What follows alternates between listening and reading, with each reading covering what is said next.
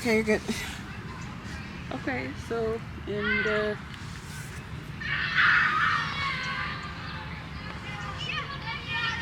so when I was in high school, um, I had a lot of different kind of friends because I went to different schools, and so I had all kinds of different friends. But there was a friend that I had that he was a boy, and it started just like I don't even know how we probably had a class together. I don't know how we met, but it was freshman year, and he was always a friend. There was never anything more. But we would joke, and it wasn't like we hung out all the time, but in passing periods, it was like, sometimes at lunch we'd be in the same friend group, and eventually it got a little bit more. He started kind of showing that he liked me, and we would flirt back and forth, and it did turn into something a bit more than friends eventually about my junior year, and we talked. We were never. I don't remember if we were ever boyfriend. We were boyfriend and girlfriend for a little bit, and then, but it was very casual. We didn't hang out outside of school ever.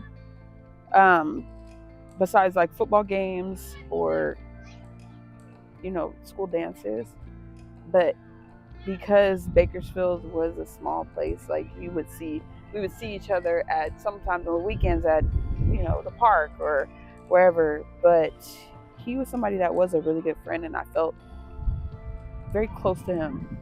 I felt very close to him. Our families knew each other. Um, they really knew each other. Our like mom and them grew up with his family, and everybody knew who they were, and I felt very connected with him. Um,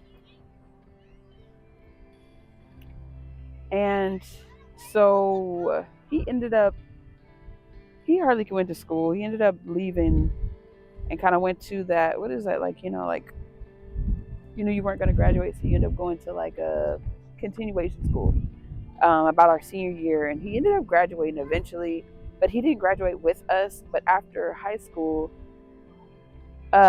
we would talk every once in a while. It was casual, but it was like that was somebody that I knew that I could possibly be with, but just right now wasn't the time. I'm just gonna be honest. I thought I could do better, and it's not because damn, that sounds bad, but it's not because he was ugly, and it wasn't because he was a bad person, but I don't know. I just thought he was very handsome, but I think he was a little. I don't know. He had a funny shape. That doesn't matter. Okay, that doesn't matter. The thing was, one night we were me, Dana, Keith, Brittany, me, Dana, Brittany were at mom's. We slept over, and this was after I had graduated, and after I had Gavin, actually. After I had Gavin, yeah. After I had Gavin, yeah, and but I was still living in Bakersfield, and we were having a sleepover, and me and him would talk occasionally. I think like we hung out, like, oh, we met up somewhere, like we never did anything. There was never anything sexual. There was never anything, like, the most we did was like kiss on the lips. There was never anything more than that, but we talked. And one night, like I said, we were having a sleepover. The story has a point. It does. We were having a sleepover. I'm just trying to make sure I get all the things together so that our relationship can be depicted in the right way, because it was a really good friendship, but it was more than that. And that night we had this sleepover, and it was like, okay, what are we doing tonight? Like, oh, we're going to a party, da da da. Like, who's picking us up? Like, we were trying to figure it out. And Keyshawn, his name was Keyshawn, and he was out, and he was like, oh, well, y'all want to kick it? And he had friends, and of course it was me and my cousin, so it's like, okay, yeah, okay, I'll pick you guys up. And it was supposed to, and when you try to make plans with somebody, it's like, okay, I'm gonna call you back, but you start looking for other plans because you don't know if that one's going to go through. So we started looking for other plans, and it was like it just didn't end up happening. He called again and was like, "Oh, you want to hang out?" And I think we ended up staying home. We ended up staying home and not going. He was supposed to come pick us up. He was on his way. Everything was supposed to transpire, and it didn't end up going that way. And at about 4 or 5 in the morning, my cousin Dana got a call and that Keyshawn had got killed. He had got shot. And the situation that he had got shot was that he was in the car with his brother, and they were riding down a street that we would have been riding in the car with him when this happened. He was supposed to come pick us up.